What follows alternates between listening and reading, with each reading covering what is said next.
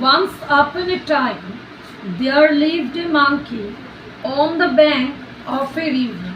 কোনো এক সময় একটা নদীর ধারে একটা মাংকি বাস করত।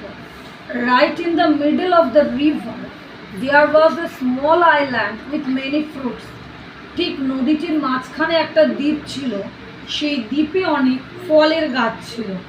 Sweet and juicy fruits grew on the trees.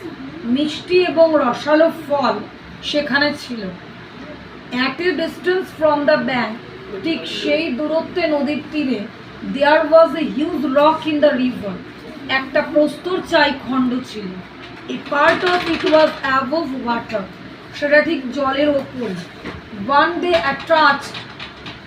attracted by the delicious fruits, the monkey jumped to reach the rock and from there leaped onto the island.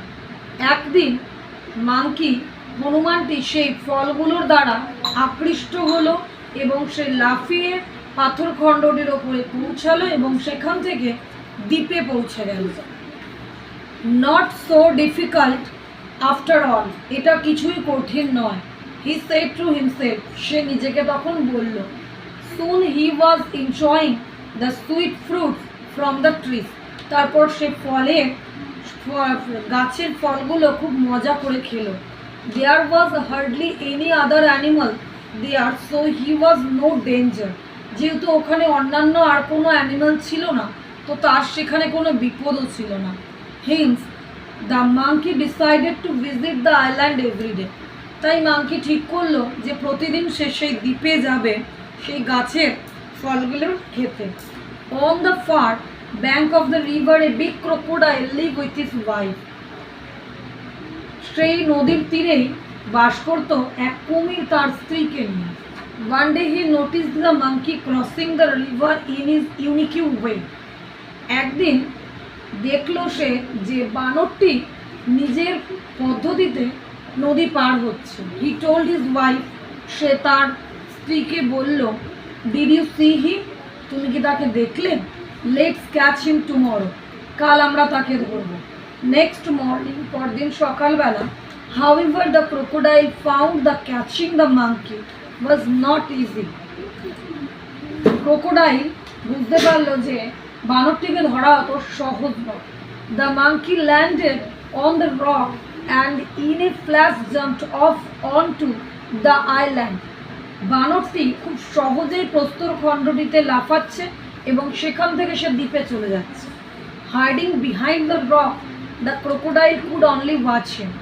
পাথরটার পেছনে লুকিয়ে কুমিরটি শুধু তাকে দেখল। He returned home without his catch, সে তাকে ধরা ছাড়াই বাড়ি ফিরে এলো। ডেজ ওয়েন্ট বাই, এইভাবে দিন অতিবাহিত হলো। The crocodile thought of many plans to catch the monkey. Crocodile নানাভাবে তাকে ধরার উপায় বের করতে লাগলো। বাট নাথিং ওয়ার্ক, কিন্তু কোনোটাই কাজ করলো না। The monkey always escape from his clutches. One day he wife said, বানর যেভাবেই তাকে ধরার চেষ্টা করুক না কেন, সবভাবেই সে ব্যর্থ হচ্ছিল। একদিন তার স্ত্রী তাকে বলল, you have failed to catch the monkey, তুমি শুধু বানরটিকে ধরতে ব্যর্থ হচ্ছ। But I really want to taste his sweet flesh, কিন্তু আমি তার সুস্বাদু মাংস খেতেছি। So this time you must follow my plan, তাই এইবার আমি যা বলবো তুমি তাই করবে।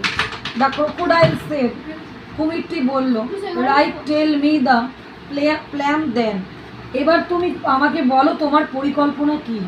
The monkey jumps on that big rock in the river.